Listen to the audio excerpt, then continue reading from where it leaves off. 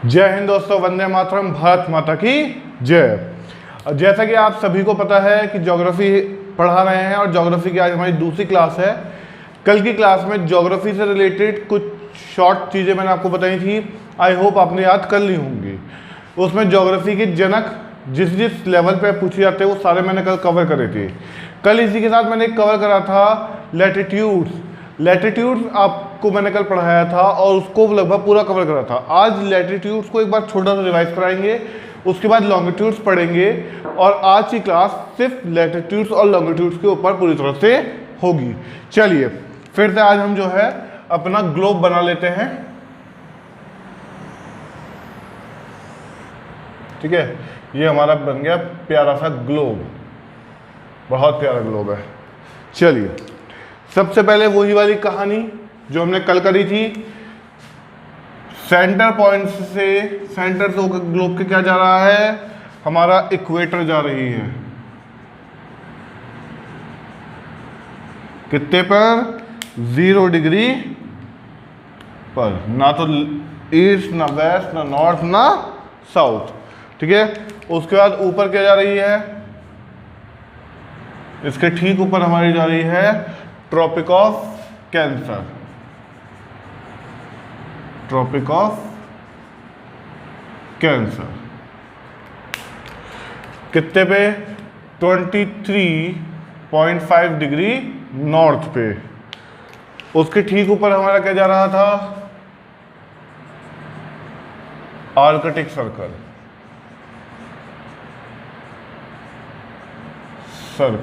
कहाँ पे? 66.5 degree north पे। और सबसे ऊपर था हमारा यहाँ पे पोल, जिसका नाम था नॉर्थ पोल। कितने पे? 90 डिग्री नॉर्थ पे। आई होप आपको इतना सभी को समझ में आ गया होगा। फिर नीचे बात करेंगे इसी तरह से, यहां नीचे की तरफ जो जा रही है ये है आपकी ट्रॉपिक ऑफ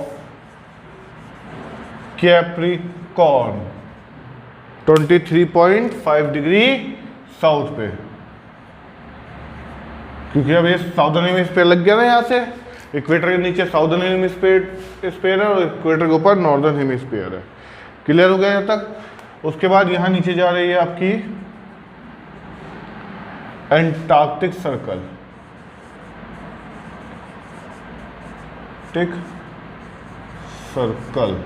एंटार्क्टिक सर्कल कितने? 66.5 डिग्री साउथ में हो गया। 66.5 डिग्री साउथ में हो गया। उसके बाद सबसे नीचे हमारा आ गया साउथ पोल।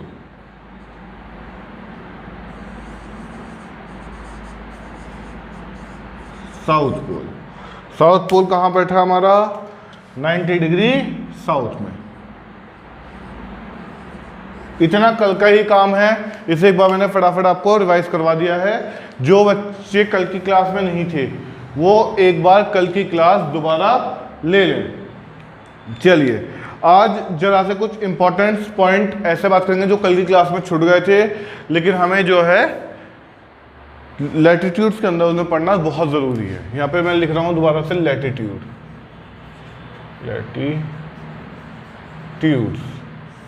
यानी अक्षांश।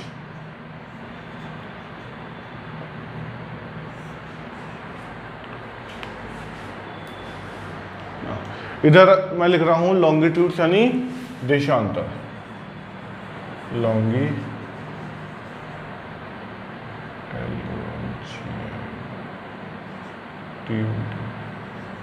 लॉन्गिट्यूड्स, ठीक है ना, लॉन्गिट्यूड्स यानी देशांतर। देशांतर यहाँ पे लॉन्गिट्यूड्स को कहते हैं।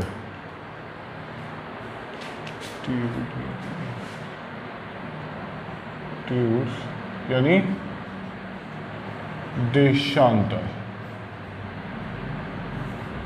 यहां तक क्लियर हो गया? चलिए फिर आज हम बात करते हैं लैटिट्यूड्स और लॉन्गिट्यूड्स के ऊपर। तो सबसे पहले हमें कल मैंने आपको सारी चीज़ें बताई थी, तो लॉन्गिट्यूड्स क्या सारी चीज़ें मैं एक बार ओरली बता दूंगा आपको, लिख के नहीं बताऊंगा।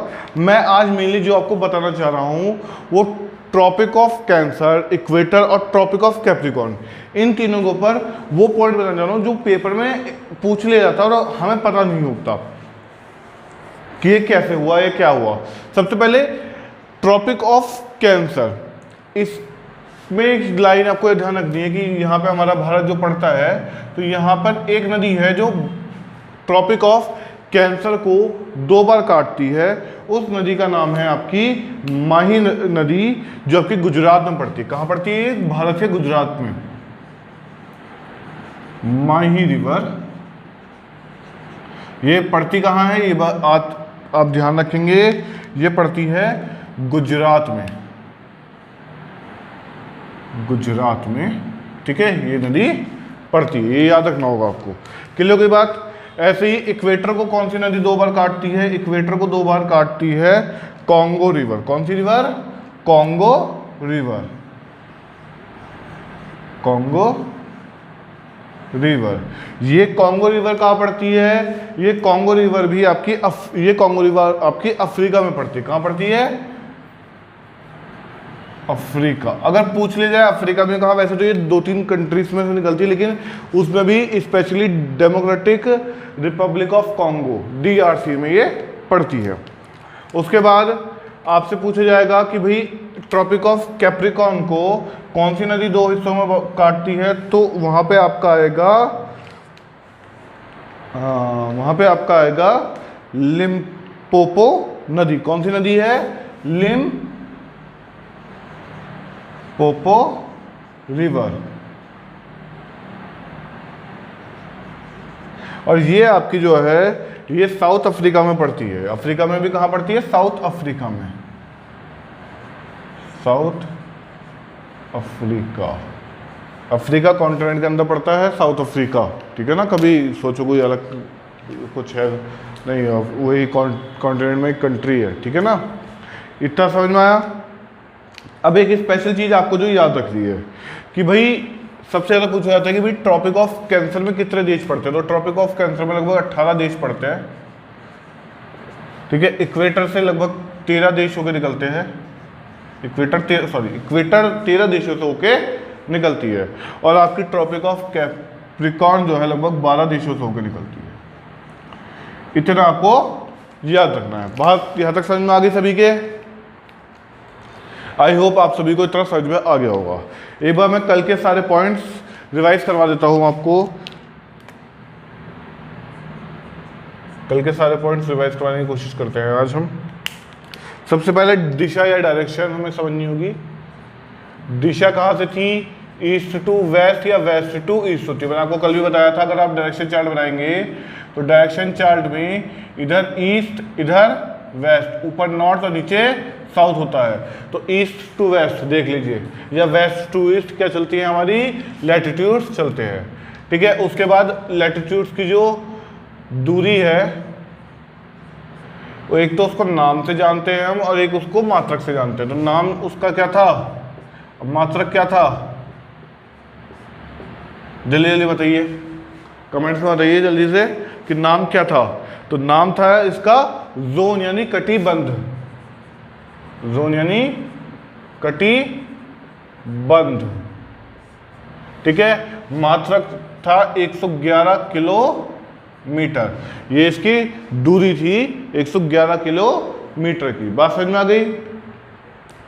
और मैंने आपको कल बताया था कि इसमें लगभग कितने जो है लैटिट्यूड्स होते हैं हमारे अर्थ में। तो मैंने आपको बताया था 90 ऊपर नॉर्थ में और 90 नीचे साउथ में और एक इक्वेटर, तो 181। लेकिन 2 जो है वो पोल्स मान लिए गए हैं, तो इसलिए उनको लैटिट्यूड में काउंट नहीं करा था। तो 179 या फिर राउंड ऑफ में आपसे 180, इस तरह से 3 हिस्सों में आपसे पूछ सकता है। मैंने आपको ये भी बताया था कि अगर ऐसा आता है तो अगर 181 आपको दिखता है, सबसे पहला ऑप्शन आप इसे टिक करेंगे। अगर 181 नहीं दिखता तो फिर आप देखेंगे 179 कहाँ है। अगर वो भी नहीं दिखता है तो फिर 180 को आप टिक करेंगे। इन तीनों में से कोई एक ऑप्शन होगा। और अगर तीनों आ गए तो तीनों में आपको पहले वाले को 181 को टिक करना होगा। बात क्लियर हो गई? अब बात करते हैं हम लैटिट्यूड्स। भाई लैटिट्यूड जो थे वो हमारे किस में काम आते हैं, ये मैं बताना भूल गया, इसका प्रयोग रह गया। हाँ, इसका उपयोग कहाँ करते हैं, इसका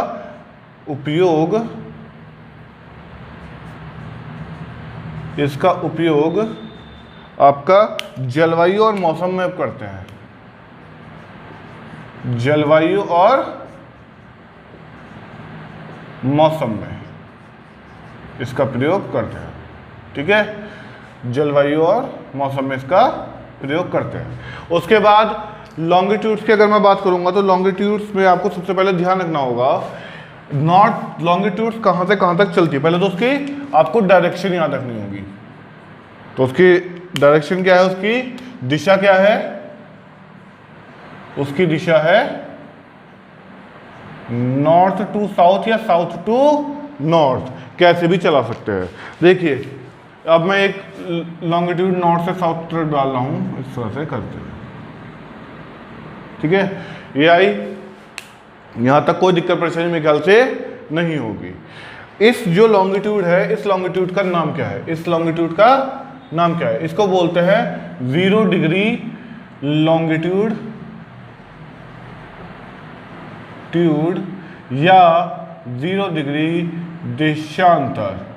इसके अलावा इसका एक नाम और है, वो नाम किसके ऊपर पड़ता है वो मैं आपको बताता हूं।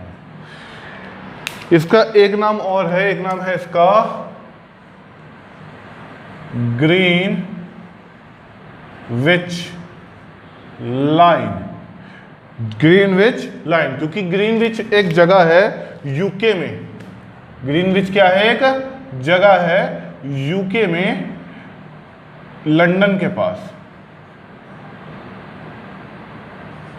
लंदन के पास। फिर समझ लीजिए असल में ये ग्रीनविच का क्या मतलब हुआ, यह प्राइमरी कैसे बनी। आपने कभी बॉल देखी है तो बॉल में आप देखो, उसका आप ये नहीं बता सकते कि बॉल का ऊपर से नीचे जब आप घुमा रहे हो या इधर से उधर घुमा रहे हो तो कहाँ पे कौन सा पॉइंट मिडल है, आप भी क्लियर नहीं कर सकते।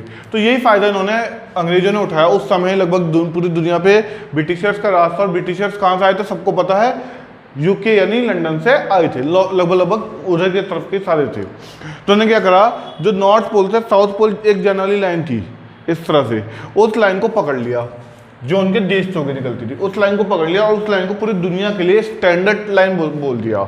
इसी से आपका जो है ना, इससे इसका प्रयोग कहाँ किया जाता है, इसका प्रयोग किया जाता है आपका, इसका प्रयोग होता है आपका समय एवं दिन में, दिनांक में, समय एवं दिनांक में इसका प्रयोग होता है, समय एवं दिनांक में इसका प्रयोग होता है। तो इसलिए उन्होंने क्या करा, अपनी जिस जगह से वो लाइन जा रही थी, ग्रीनविच एक जगह है वहां पे, ठीक है, यूके में, वहां से ये लाइन जा रही थी, ग्रीनविच एक जगह है, वहां से ये लाइन जा रही थी, तो उस जगह के नाम पर इसको नाम दे दिया ग्रीनविच। और क्योंकि मैंने आपको बताया समय, तो ये जो टाइम की मिडल से हो जाएगी तो इसको एक नाम और दिया जाएगा ग्रीनविच मीन। मीन मतलब मध्य टाइम। इस लाइन को ही ग्रीनविच मीन टाइम का नाम भी दिया जाएगा, क्योंकि ये कौन सी जगह पे से निकल रही है, ग्रीनविच नामक जगह से निकल रही है। ओके, इतना क्लियर हो गया। अब एक पॉइंट जो आपको और हमें जानना बहुत जरूरी है, पेपर में कभी भी पूछा जा सकता है, ठीक है, वो पॉइंट ये है कि भाई ये जो हमारी नॉर्थ पोल से साउथ पोल तक जाने वाली 0 डिग्री लैटिट्यूड या 0 डिग्री देशांतर जो है, या ग्रीनविच लाइन जो है, वो कितने देशों से होकर निकलती है, ये निकलती है 9 देशों से होकर, ये 9 देशों को काटती हुई निकलती है। उसके अलावा एक इंपॉर्टेंट पॉइंट जो यहाँ पे बनता है, यहाँ पर ये जो आप ध्यान से देख रहे हैं, ये जो मैंने ग्रीन से उसमें शेड कर दिया है, ये पॉइंट को बड़ा ध्यान से देखिए। ये पॉइंट नॉर्थ पोल से साउथ पोल जाने वाली ग्रीनविच लाइन या 0 डिग्री लॉन्गिट्यूड और इक्वेटर, हमारी 0 डिग्री इक्वेटर जो है हमारी, ठीक है, ये दोनों के दोनों इस एक जगह पे कट कर रही हैं। इस जगह को गिनी की खाड़ी कहते हैं। क्या कहते हैं इस जगह का, क्या नाम है, गिनी की खाड़ी।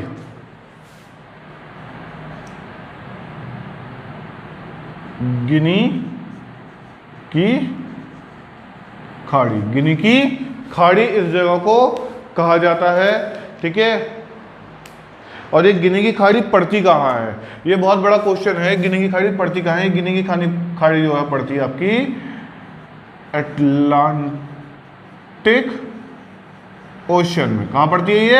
अटलांटिक ओशन में। ये यहाँ पे अटलांटिक है ना, ठीक है, यहाँ पे अटलांटिक ओशन पड़ता है इधर की तरफ।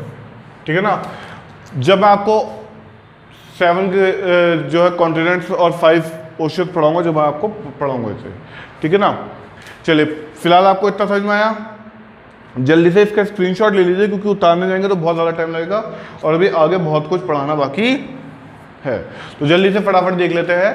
तो हमारी जो है लॉन्गिट्यूड कैसे कैसे डल रहे हैं, लॉन्गिट्यूड देख लीजिए इस तरह से हमारे डलते हैं और लॉन्गिट्यूड नॉर्थ से डल के साउथ पोल पर आके रुक जाते हैं। ठीक है, इस तरह से बात समझ में आई। इस तरह से कुछ डलते हैं और भी बहुत सारे डल सकते हैं। यहां पर क्या होता है, यहां पर एक चीज ध्यान रख लीजिएगा, एक लैटिट्यूड से दूसरे लैटिट्यूड के में बीच में अंतर आता है, डिफरेंस आता है। यहाँ पे क्या होता है? डिफरेंस होता है एक लैटिट्यूड से दूसरे लैटिट्यूड के बीच में। लेकिन यहाँ पे क्या होता है, यहाँ पे ऐसा कोई डिफरेंस नहीं होता। ठीक है, यहाँ पर लगभग सारी की सारी ऑलमोस्ट सेम होती हैं। यहाँ लगभग बोलने का भी एक कारण है क्योंकि कुछ जगहों पे दशमलव में कुछ अंतर मिल जाता है, तो इस वजह से, क्योंकि अर्थ की जो प्रॉपर शेप है वो जियोडिक है ना कि स्फेरिकल। ठीक है ना, इसलिए बात यहाँ तक क्लियर हो गई है।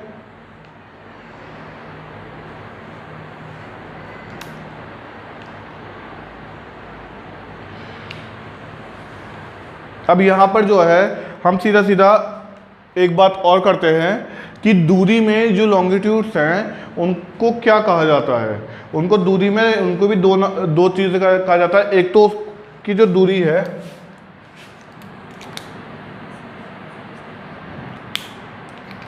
जो उसकी दूरी है उसको भी 2 हिस्सों में तोड़ा गया है।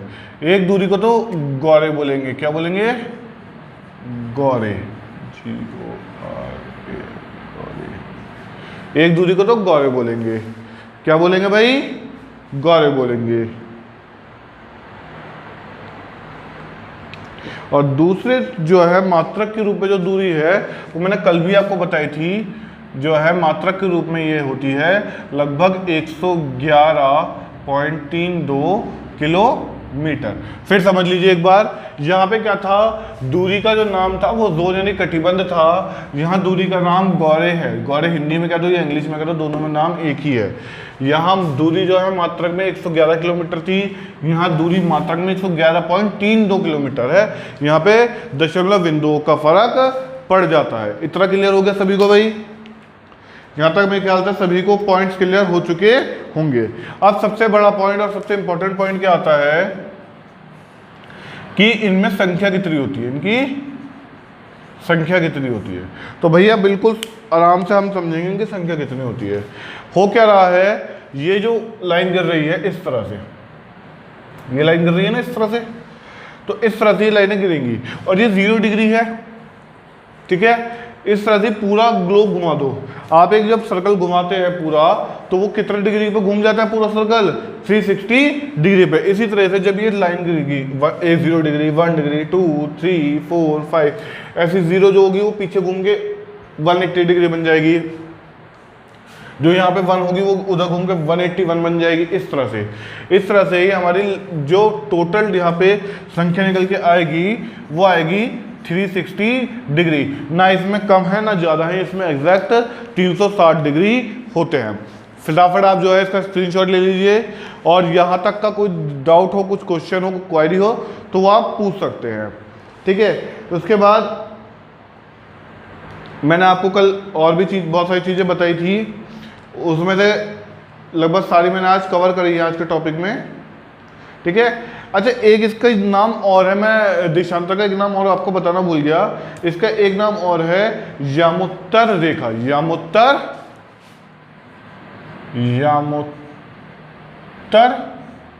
रेखा, इतना कुछ होता है बताने के लिए, तो कई बार बताते बताते छूट जाता है यमोत्तर रेखा।